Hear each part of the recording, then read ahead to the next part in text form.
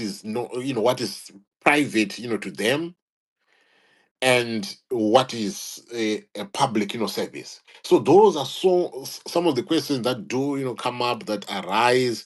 And I just thought that, by focusing and asking questions like, who is this Tungwarara guy? Questions like, what is his official mandate? Why are we seeing him holding these rallies in where he can be speaking in the manner, with which, he has been addressing people, lately? And if we are looking at his conduct, the way that he went salvo on some of these guys with war of words, and there's everything that is controversial to his name, multiple controversies, that is, his personal life, his public life, what he's saying and what he's doing. And you wonder whether that is bringing that is bringing the party, or the one that he says he represents, or the one that he says he advises, who is Emerson Mnangagwa, President Emerson Mnangagwa, whether he's bringing, these two entities, or, these two into disrepute. So those are some of the questions that, I think, we should be touching on, we should be dealing with.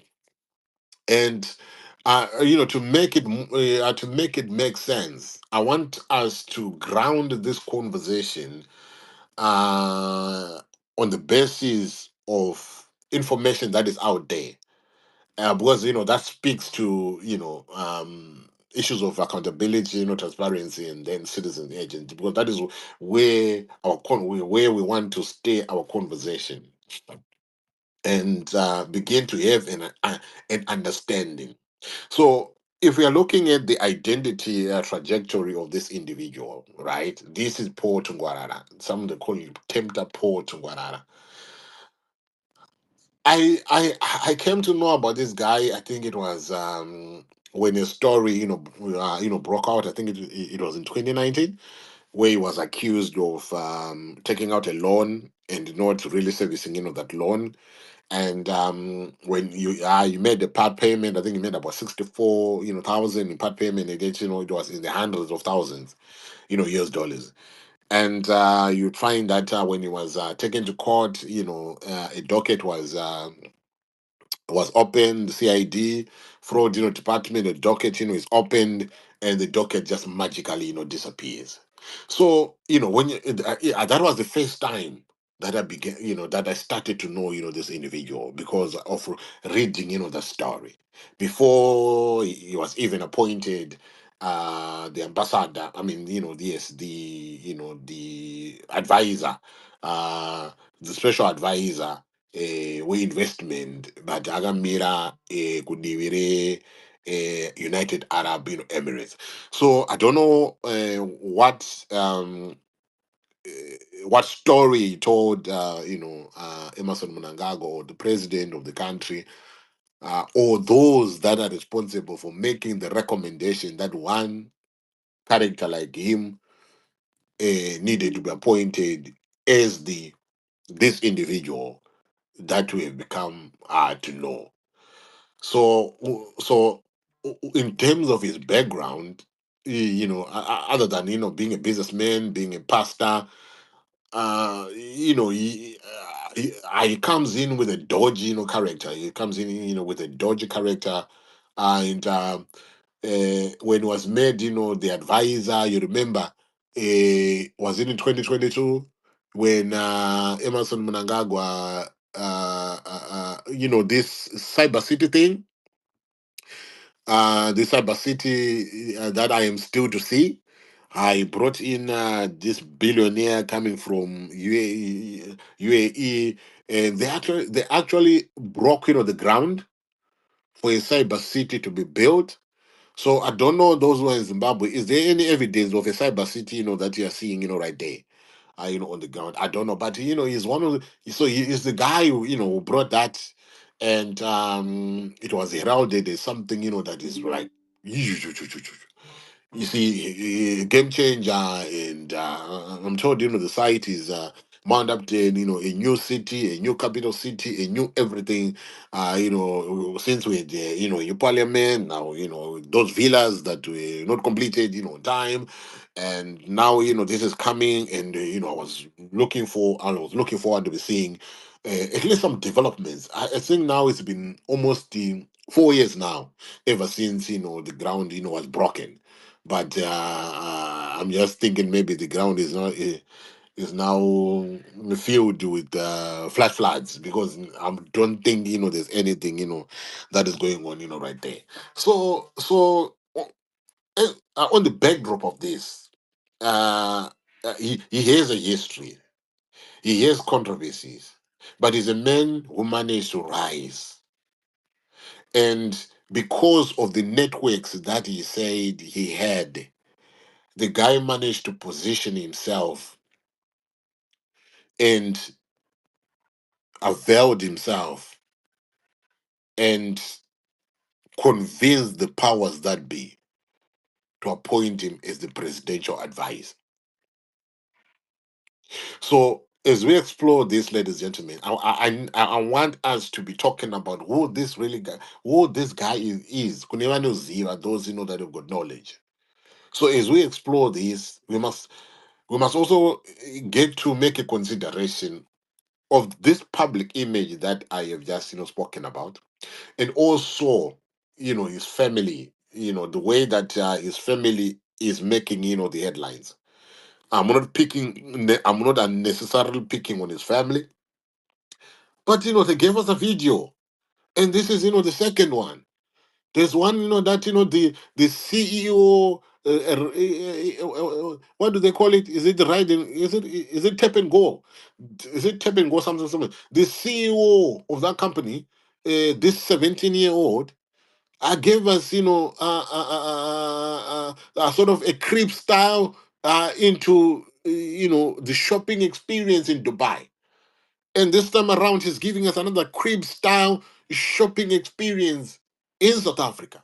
She'll be like, I came to Zimbabwe, I didn't have, clothes. So I took my cousin and we went to, South Africa. And, so they are giving us this. They're putting this into the public domain. So that, luxurious shopping spree in South Africa, it's coming at a time where his father is raising questions about who he really is, and then you get this lifestyle, and you wonder what it is that it is signaling, because this is happening. Is it where where it becomes quite interesting is in his professional capacity, or in his professional, or in his official mandate, which was that of investment. He has become an empowerment guru, representing the president. And when he goes out there to do the bidding for the president, like a video that I saw, and it was like, oh, uh, I've been sent by the president. I've come here, and we are going to be empowering constituencies. And then he was like, he said, he mentioned the constituents. I can't remember if he said Manicaland West or something. I don't know if there's something like that that exists. But he mentioned the constituents, and did you know what he said? I've been sent by the president to do an empowerment thing. So we am starting with these constituents, and I'm giving you Mukono with 25,000. Come on now. And his daughter is spending 18,000 in South Africa in 2 days. And I'm like, this guy doesn't. What's going on here? So, they're bringing this into the public domain. So, I mean, we have got a right to be raising, these questions. Zimbabwe is facing deep economic challenges. Everybody knows that. And the inequalities that exist in Zimbabwe, ladies and gentlemen, there is a pure, proper divide between the who haves and who have not. and that is there. It is out there, for everybody, to see. So when you see such kind of display, right, he's coming to multitudes and multitudes of people, probably 30,000 people in a constituents, and he says, I'm giving you 25,000, and yet, his daughter is out there gallivanting and all over the place, telling us that, she's spending 8,000 or 18,000. What does that, what does that display, communicate? That the father is right there donating 25,000 US dollars to a constituency maybe that is with about 30,000 people. So out of the 30,000 people, how much, does each person, get? you know is this a conversation that even that these guys in ZANU PF even try to have? Kuti zvinotonyadzisa kuti you are saying kuti the president is on an empowering spree, and the guy who's leading that empowering spree is taking $25,000 to a constituency that has got 30,000 people, and yet his daughter is out there fronting with money. 18,000. And I was like, okay. So what picture does that draw? What how do us as citizens, how do we perceive these political elites and those who are close to the power, close to the president? How should we be perceiving them? How should we be seeing them? Because to me, when I'm looking at Tungwarara, I'm asking myself, is this guy a technocrat? Is this guy a political expert? Or is just one hybrid figure, who's out there, who's trying, to flex, his muscle? And when he's attacking people, who is he really attacking? And why is this person being attacked? What have they done to be attacked? So there are so many questions, that you can try, to bring so that you can have a deeper understanding of this individual. The one individual who constantly reminds us that he is an advisor. That he does. He reminds us that I am an advisor. My mandate is investment advisory work. Right? That was what he was chosen for. But was he chosen for domestic political mobilization like what we are seeing? Is